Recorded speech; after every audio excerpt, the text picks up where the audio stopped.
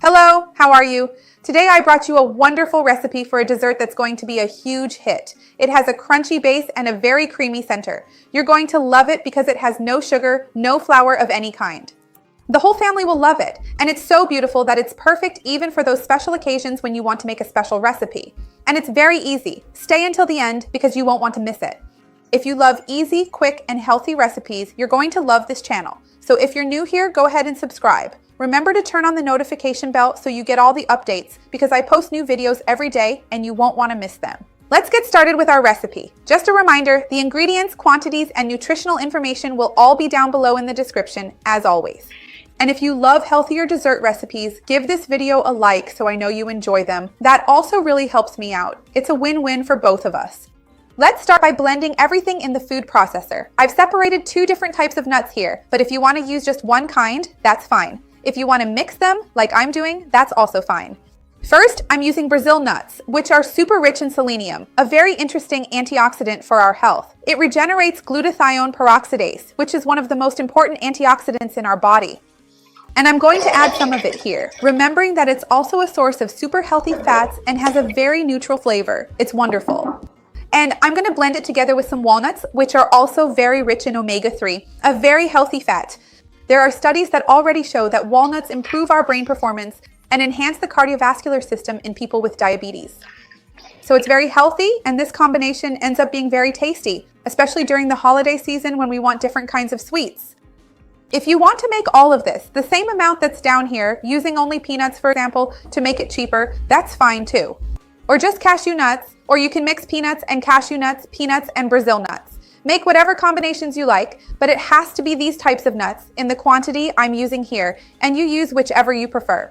First, we're going to blend this until it turns into a flour, not a paste, but a flour. I'll be right back to show you the texture. Hold on. If you don't have this appliance here, or a hand blender, and you want to use a regular blender, that works too, but you'll need to keep stopping and stirring with a spoon, and never put the spoon in the blender without turning it off first.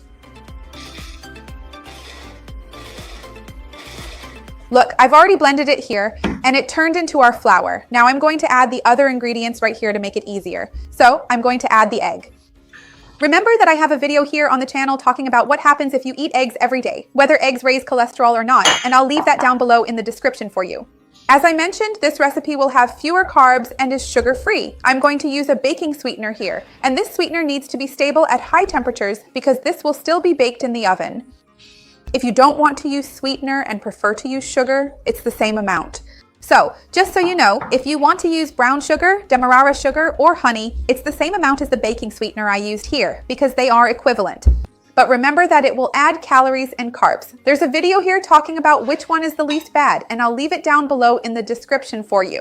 And I'm going to add a pinch of salt. This pinch of salt is interesting because it doesn't make the recipe salty. It actually brings out the sweetness in a different way, and it tastes really good. But of course, this is optional. If you don't want to, you don't have to add it. And now we're going to blend this together.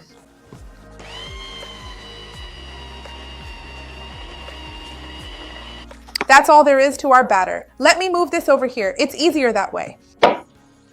And I'm going to use this batter as the base for our pie here in this baking pan, where I've lined it with parchment paper to bake it in the oven so it looks nice, and I've greased the sides with coconut oil. This baking pan of mine is the kind that comes apart, so it looks nicer later, especially when serving at the table. That's why I chose this one. But if you don't have one, that's okay. Just use any glass baking dish you have at home that can go in the oven. The bottom and top layers will still look nice even in a glass dish, but it does need to be oven-safe glass. And we put our dough here at the bottom. It's really easy. Just put it in here. Let me grab another spoon to help, and then I'll level it out. Let me put it in here first. When you make this delicious recipe, let me know in the comments how it turned out. I'd love to hear about it and what ingredients you used. If you're going to make it with walnuts or with peanuts or with cashews, I love reading the comments. Let me use this other spoon here, which is sturdier.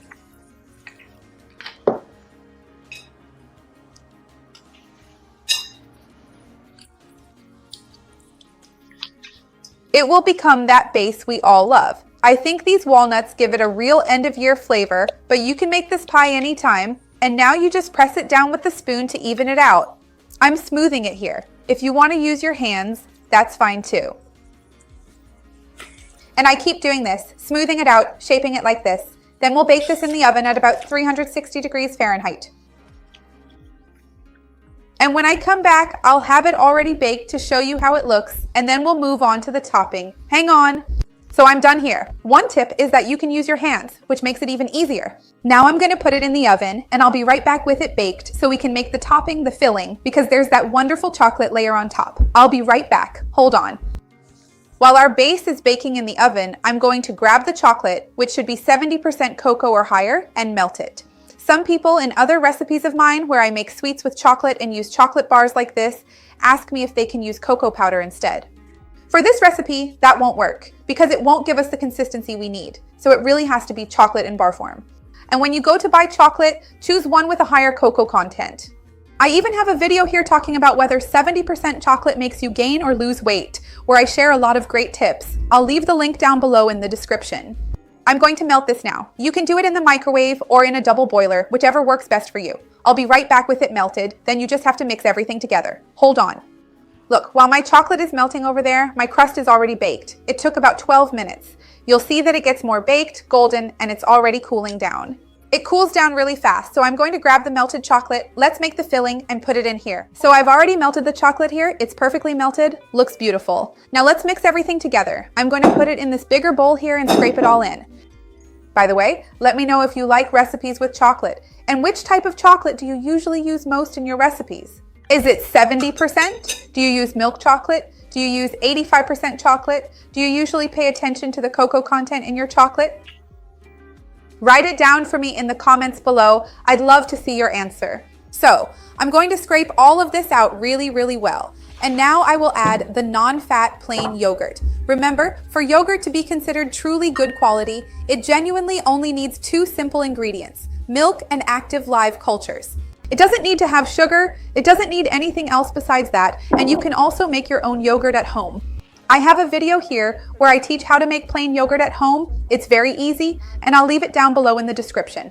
And I'm also going to use a bit of non-fat powdered milk here to give it the consistency we want. Now we just need to mix all of this together, and you'll see the wonderful texture it will have. I'm using non-fat yogurt and powdered milk because the chocolate already has fat. So I wanted there to be less added fat in our recipe, but you can use whatever you have at home, whatever you're more used to using. Look how beautiful it is. It looks like a creamy ganache. Now I'm going to put it here on that delicious golden brown crust we've already baked, and it will serve as the foundational base here. Then we'll take this incredibly delicious and delightful dessert to the refrigerator to properly set and chill completely. Look at this consistency. Look how beautiful it is. It's going to be a hit in your home. When you make this recipe, please don't forget to leave your comment here, telling me exactly how it turned out for you. So I'm going to scrape this really well and then carefully put it into the refrigerator. After that, I'll come back to finish preparing it, serve it up, and of course, taste it. I'm really looking forward to trying this delicious combination. I'll be right back. How beautiful! Just 1 hour to set and it's already wonderful, but I'm still going to finish it off on top. Come here with me. It already looks absolutely great like this, but I carefully grabbed a bit of 100% pure cocoa powder and I'm going to gently sprinkle it on top so it looks just like those beautiful, elegant desserts we decorate for the table, especially for a special occasion. Tell me if you usually decorate your desserts like this or if you normally prefer to go for a much simpler, more straightforward approach. I'm going to cut a really big piece here so you can better see the incredible consistency because it transforms into a rich chocolate mousse. It looks absolutely beautiful. Let me hold it here for a moment. Let me see if it went all the way through to the very end. I'm going to cut a big piece.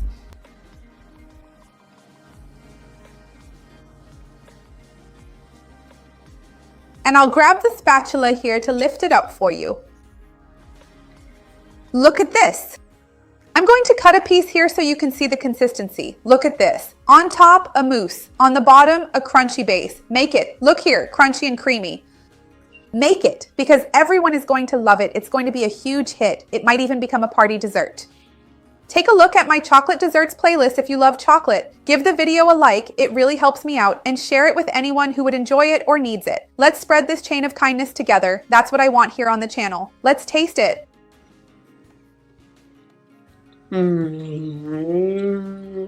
It's delicious. With its roasted walnuts and the Brazil nuts, truly makes for an absolutely wonderful combination. You absolutely must make it. I am certain you are going to love it. See you next time. Bye.